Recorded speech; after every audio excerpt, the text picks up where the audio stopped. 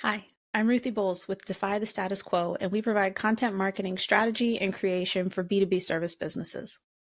Now, it's March 2019, and I know you've already seen a lot of posts about the top marketing strategies of 2019, but I decided to take a completely different approach, and I wanted to look at the marketing strategies that need to die in 2019. So, the inspiration for this topic actually came from a small marketing rant on my LinkedIn page. I was talking about the marketing technique that I just really did not like. And I asked my network on LinkedIn what marketing technique they also despised the most. And to date, this is my best performing post at over 2,000 views and 48 comments, although there's probably a few more comments now. And I just thought that it would be a great video, a great post, a great way for me to kick off my own content marketing as we head into the end of the first quarter of the year. So I really enjoyed the responses. And so I decided to use the responses from the people in my network to create this video. So let's take a look at some of what everyone had to say. So Angela said that she agreed with me about the webinars because that's what I originally posted about. I posted about webinars, and she said she knows that you're going to get a sales pitch at some point, which is perfectly fine, but they never really seem to offer her anything useful. And John brought up a very great point. This is actually something that's happened to me as well. He says that he ends up signing up for a fakenar, which they tell him it's live, but it actually ends up not being live. I don't think there's anything wrong with providing a webinar that's been recorded, but be honest about that. Sometimes when I see they immediately send the follow-up email, I'm wondering, like, did you even have a real webinar, or did you just record something and tell me that it was a webinar? But Ashley mentioned that she discovered that a lot of people who run these sorts of webinar funnels to online courses and online products, they're actually living on a very slim budget, and they don't pay their people very well, or they even hate the thing that they're teaching their course on.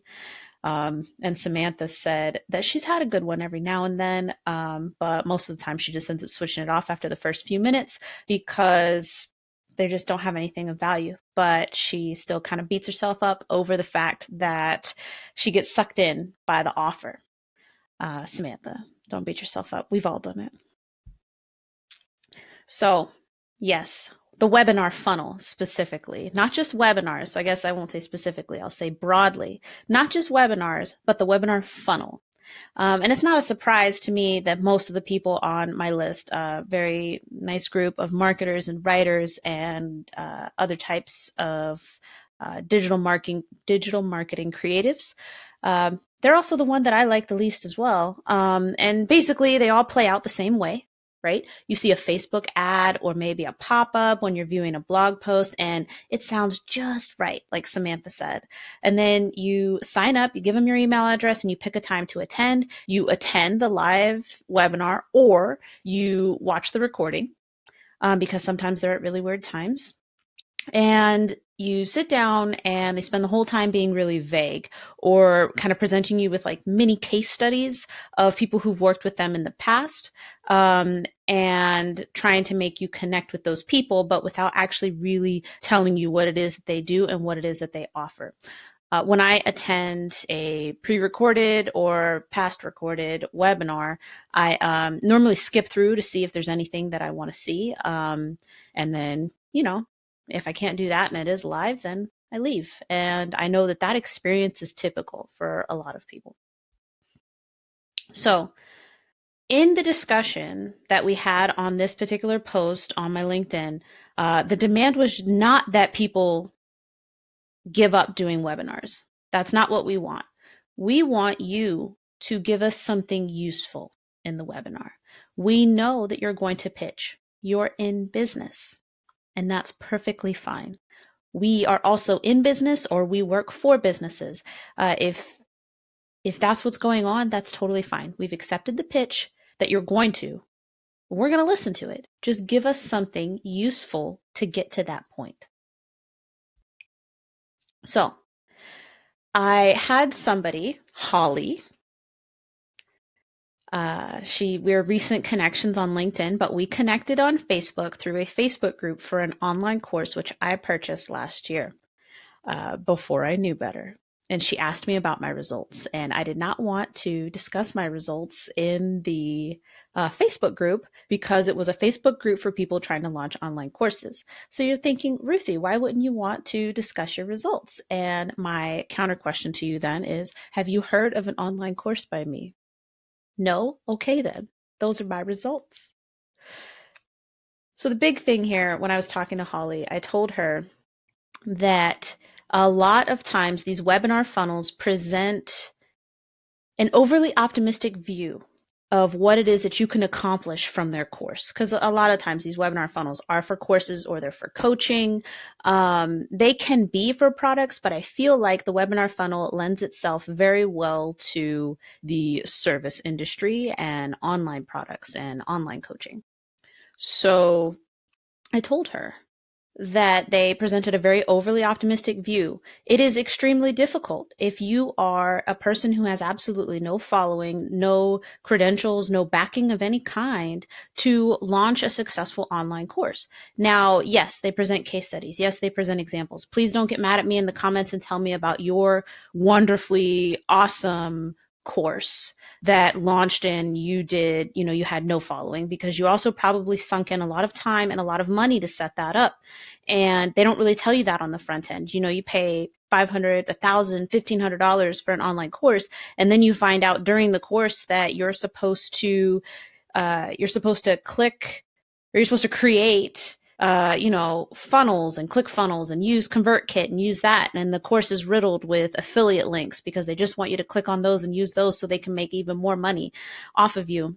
And I told her that if she wanted to know what the course was like, she just needed to examine the webinar funnel that she went through to get to that point, because what they did to get her to that point was exactly what they teach in the course. I'm not saying that it was completely worthless, and I'm sure that at some point I will want to have an online course or something like that. I've always enjoyed the idea of maybe coaching freelance writers, and I really like helping other people, just like I did when I was in the Army and I helped my soldiers with their professional development. But for someone like me who's running a full-time business and then on top of that trying to launch a course, you can't tell me that it's going to be easy for me to launch a successful online course. So webinars. If you are thinking of launching an online course in 2019, give your audience actionable info that they can walk away with. Don't be vague for an entire hour. Don't just give us mini case studies for an entire hour. We can't get that hour back.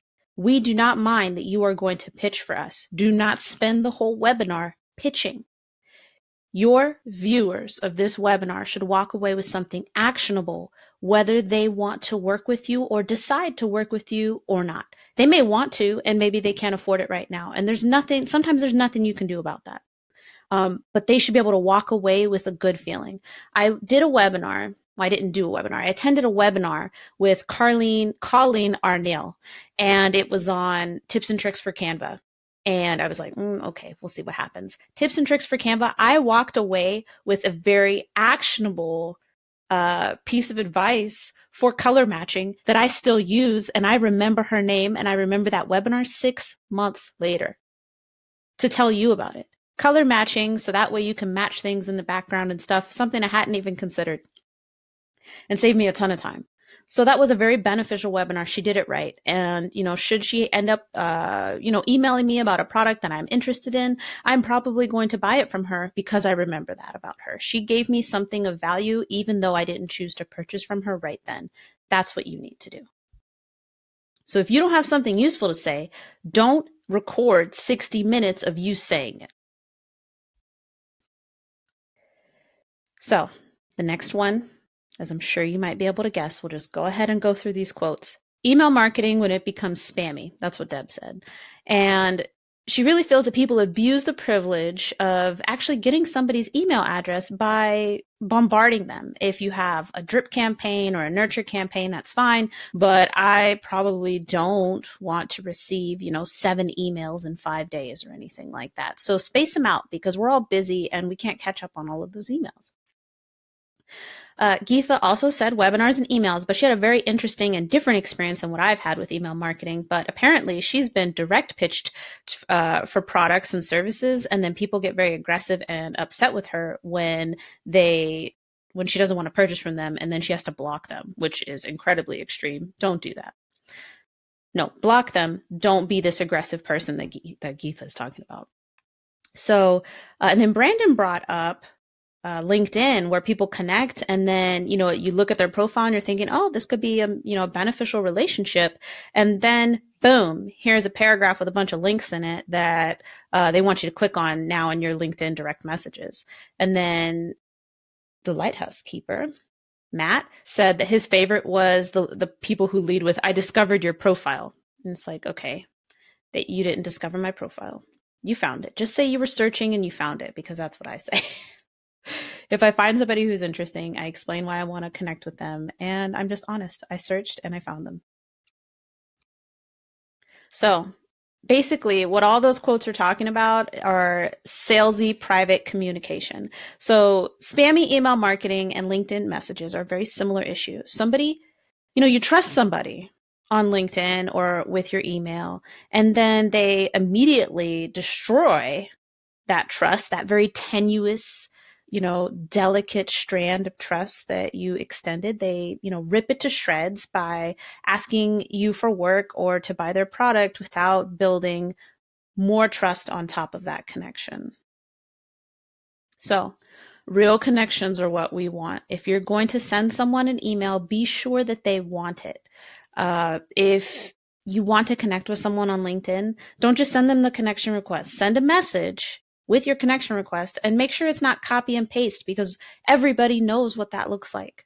I can tell when you send me something and you've copied and pasted it into a bunch of other people, into a bunch of other connection requests, because it's not personalized. It doesn't show that you looked at my profile. Don't send me a connection request and not even look at my profile. We want real connections. Everybody is trying to make a living one way or another. And I think logically, most people can accept that. But when you're inauthentic and you just kind of, copy paste, nobody wants to feel that way. So the next time that you get an inclination to be spammy, don't. People don't want to be treated like numbers. They don't want to feel interchangeable. They don't want to feel like they're just as good to you as the next person. We haven't purchased from you yet, and we won't with that attitude. Why? Because people don't buy from other people that they don't like. So in terms of emails, I want to bring up Julia McCoy, because she has been very wonderful with my email. She sends me, and I'm on her list. So if you're on her list, then you're getting these things too. But when I see her stuff, this is how I feel.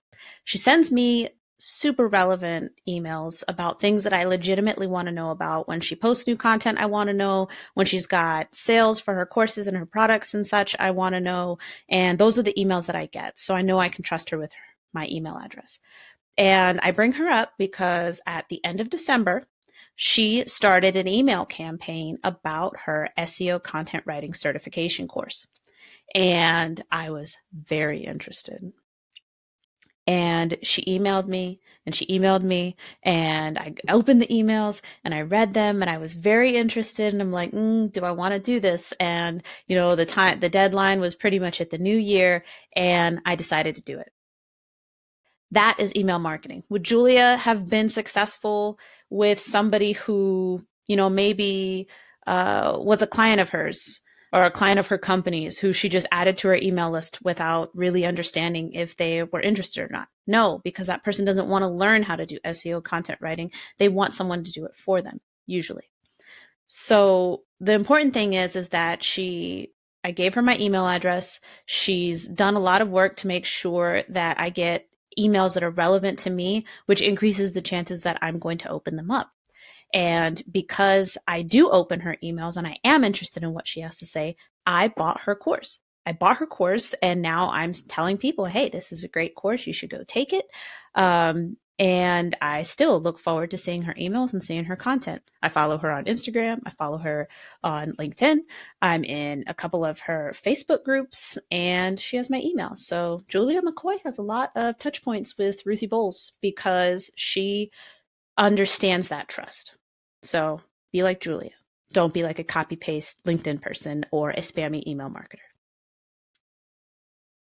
So unless you want us to unsubscribe from your email list or decline your LinkedIn invitation or accept your LinkedIn connection and then, unconnect with you because you've been spammy, be valuable. Or else we can treat you just like you treat us, like cookie cutters, like numbers interchangeable. We'll just say, I don't know which one it is. I think it's swipe right for Tinder. I haven't used it. Swipe right. That's what we'll do to you. Whichever one is no, that's what we'll do. So, and then one of my connections who I network with and we talk and see each other on a regular basis in real life, Rebecca, she's a grant writer for nonprofits. She brought up a technique that deserves honorary mention just because it should not be happening in 2019. And that is the robocall. I agree with her 100%, especially because of their new tricks with the area code for the phone numbers. So I used to be in the Army and I served for 8 years or a little over 8 years, and I moved around to a lot of different places. I'm currently in Maryland and I'm not from here, but my number still reflects where I joined the Army at. This is my first number and I still have it. So this new thing that Blue Cross Blue Shield, yes, I'm calling you out, Blue Cross Blue Shield.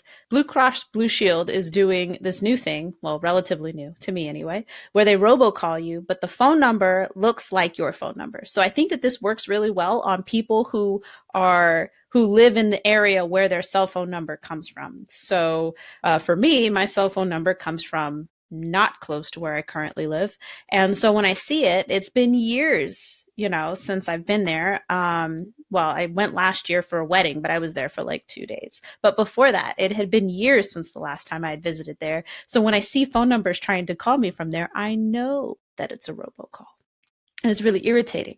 And when that stops working and you block it, then they call from a different number and a different number and a different number. And there's nothing you can do. They just call you from all these different numbers. And I don't like that. I feel like they're not being upfront about where they're located. And it's very deceptive and I don't like it. And robocalls, they need to die too in 2019. So you may resume your 2019, but if you are a marketer, now understand this. If you're an entrepreneur and you're the only person in your business or you're the only person in your business who can do the marketing, then you are a marketer. Okay. So whether that's your profession, like it is mine, or you're an entrepreneur and you market your business out of necessity, you're a marketer. Understand this. No one wants to be sold to. They don't. You don't want to be sold to.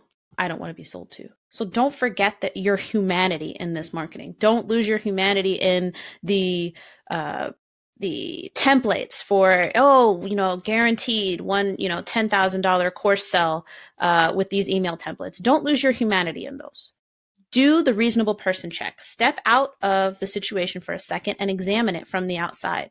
If you were receiving this many emails, or if you were connecting with somebody and they immediately sent you this spammy message with a bunch of links in it, what would your reaction be?